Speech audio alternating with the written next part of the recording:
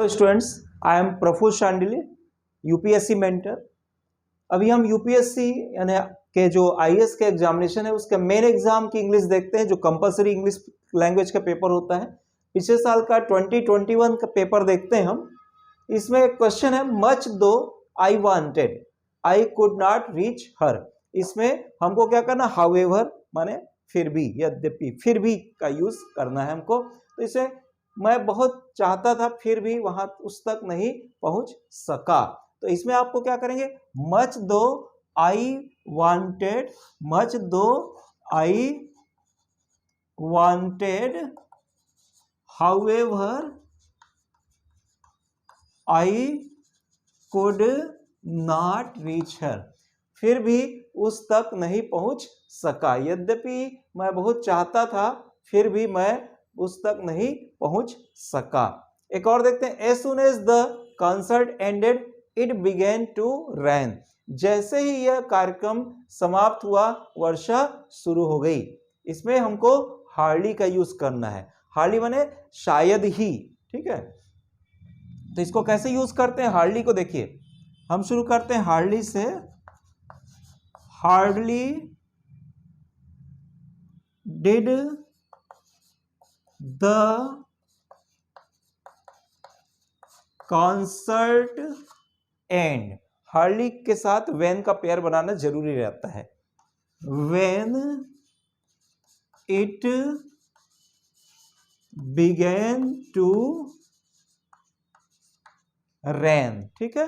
देखिए हार्डली अगर हम यूज करते हैं तो वो एकदम शुरू में आता है, और हार्डली से अगर कोई सेंटेंस शुरू होगा तो एक ऑक्सिलरी सब्जेक्ट के पहले आनी होगी।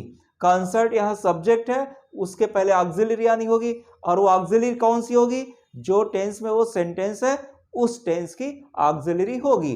ये पास्ट सिंपल है क्योंकि वर्ब एंड का पास्ट फॉर्म है, एंडेड माने पास्ट सिंपल, तो पास्ट सिंपल की ऑक्सिलरी क्या लेंगे हम, did. Hardly did the concert and. अब ऑक्सिलरी पास्ट हो गई है तो मेन वर्ब पास्ट नहीं होगी, एंडेड जो है उसको एंड कर देंगे, क्योंकि ऑक्सिलरी के पास्ट होने से टेंस पास्ट हो जाता है, मेन वर्ब को पास्ट नहीं किया जाएगा। और दूसरी चीज, हार्डली का पेयर व्हेन से बनता है। हार्डली यहां तो व्हेन यहां। जब वर्षा शुरू हो गई, मतलब कॉन्सर्ट समाप्त भी नहीं हुआ पाया था कि वर्षा प्रारंभ हो गई।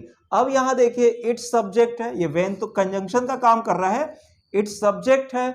तो इट जो सब्जेक्ट है उसके बाद आप देख रहे हैं कोई ऑक्सिलरी वर्ब यानी सहायक क्रिया नहीं आई है, इसलिए मेन वर्ब ही पास्ट है, बिगिन का पास्ट बिगेन। यहाँ ऑक्सिलरी वर्ब डिड आई है, इसलिए मेन वर्ब पास्ट में रखने की जरूरत नहीं है, एंड वो प्रेजेंट में है। याद रखेंगे सेंटेंस यदि हार्डली से शुरू होगा तो उस सेंटेंस में सब्जेक्ट के पहले डिड जोड़ना होगा, क्योंकि हार्डली एडवर्ब है। एडवर्ब से कोई सेंटेंस शुरू होता है तो सब्जेक्ट के पहले एक ऑक्सिलरी वर्ब सहायक क्रिया लेना होता है। अगला क्वेश्चन देखते हैं, as the bus to the airport was late we could not catch the plane, ठीक है। इसको क्या बोला है उसने करने के लिए, हैड द बस और नॉट ऐसा लेना है। तो चूंकि जो एयरपोर्ट के लिए बस थी वह देर से थी, लेट हो गई, इसलिए हम प्लेन पकड़ नहीं सके। इसमें देखना आप कैसे बनाएंगे, हैड से बनाने को बोला है उसने, हैड द बस निगेटिव बनाना है, had the bus not been late. Had the bus, had के साथ थर्ड फॉर्म आ जाएगा बी का, had the bus not been late to the airport we could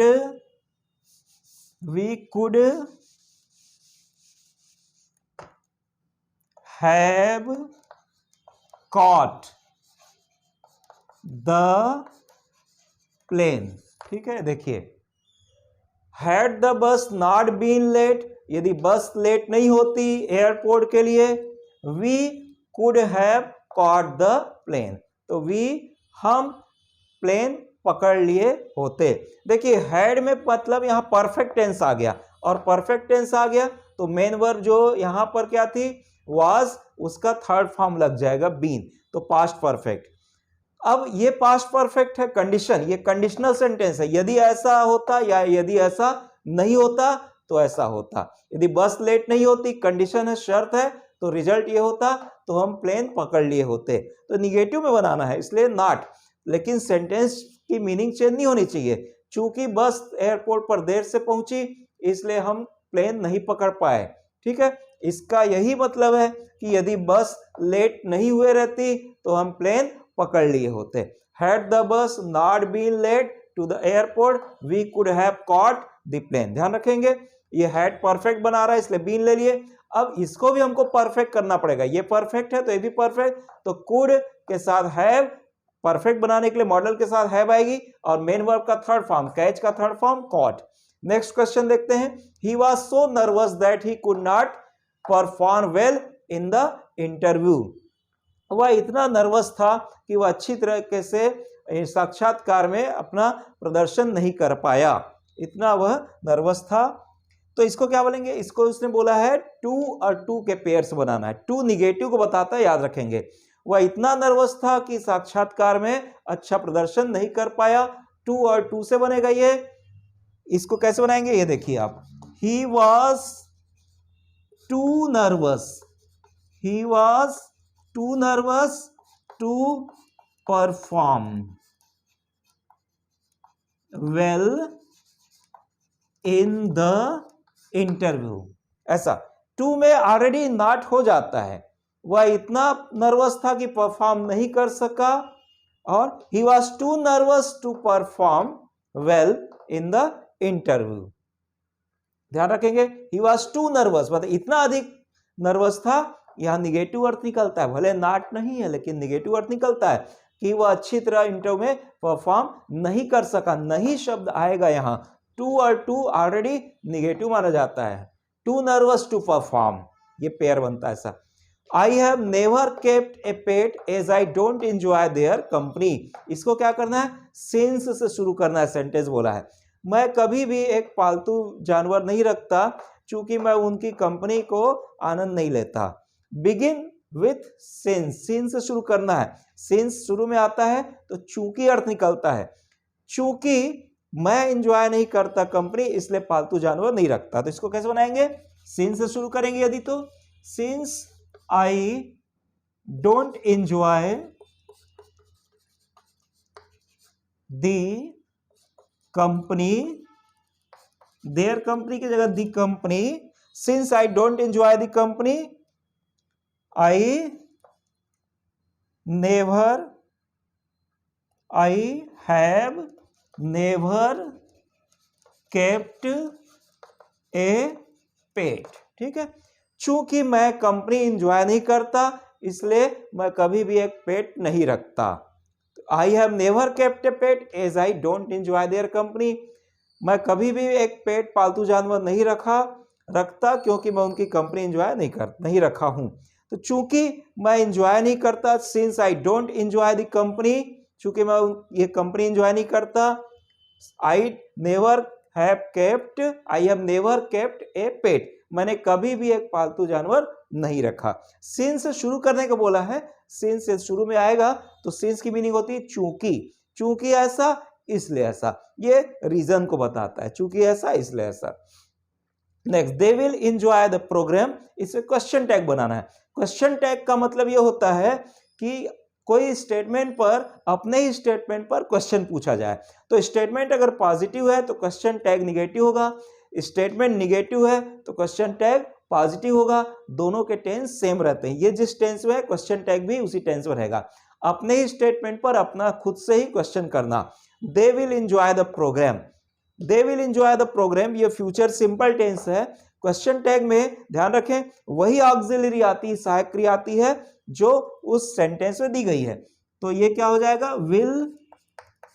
will, और पॉजिटिव सेंटेंस है तो टैग क्या होगा, निगेटिव। यदि सेंटेंस निगेटिव हो तो क्वेश्चन टैग पॉजिटिव होता है। तो पॉजिटिव सेंटेंस है तो टैग निगेटिव हो जाएगा, विल नॉट। और विल नॉट को क्या करते हैं हम, जोड़ के बोलते हैं वोंट। ठीक है, वोंट, और दे हम वहां ले लेंगे क्या, सब्जेक्ट। उसके बाद क्या ले लेते हैं, सब्जेक्ट। ऑक्सिलरी वर्ब लेते हैं, पॉजिटिव है तो निगेटिव बनाएंगे, नॉट जोड़ के तो वोंट, और जो सब्जेक्ट है उसको जो कहते हो लिख देंगे। यदि सब्जेक्ट नाउन है तो उसके जगह प्रोनाउन, जैसे मोहन होता तो लिख देते क्या, ही। सीता होते तो यहां लिख देते शी। इस तरह से नाउन है तो प्रोनाउन लिख देंगे, लेकिन यहाँ पहले ही प्रोनाउन है दे तो वही लिख दिए। ऑक्सिलरी वर्ब ले लिए, पॉजिटिव सेंटेंस को निगेटिव बना देंगे, वोंट दे, इसका मतलब वे प्रोग्राम को एंजॉय करेंगे। हिंदी में क्या होगा, क्या नहीं करेंगे, क्वेश्चन टैग, क्वेश्चन बन गया। If you are going out take an umbrella as it is cloudy today. यदि तुम बाहर जा रहे हो तो एक छाता ले लेना, एज माने चूंकि, चूंकि आज बदली है। इसको क्या करना है, इट बीइंग से शुरू करने को बोला है। इस क्वेश्चन में क्या करने को बोला है, इट बीइंग। तो इसको कैसे बना सकते हैं हम, it being a cloudy day, cloudy today, it being cloudy today you should take an umbrella if you are going out. ठीक है, ऐसा बनाएंगे। कैसे बनाएंगे, it being a cloudy day you should take an umbrella if you are going out. एक बदली के दिन होने के चलते, इट बीइंग मतलब होने के चलते, it being a cloudy day today, cloudy या इट बीइंग क्लाउडी भी बोल सकते हैं, it being cloudy today you should take an umbrella, तुमको एक छाता ले लेना चाहिए, if you are going out, यदि तुम बाहर जा रहे हो। तो इस तरह से हमने 10 क्वेश्चन देखा है। सेंटेंस पहले भी देखे थे कुछ और देखेंगे। इसमें कुछ अन्य प्रकार के भी हैं, वर्ड के हैं और फिल इन द ब्लैंक्स वगैरह हैं। नेक्स्ट वीडियो में हम जल्द ही इसको बनाएंगे। Thank you.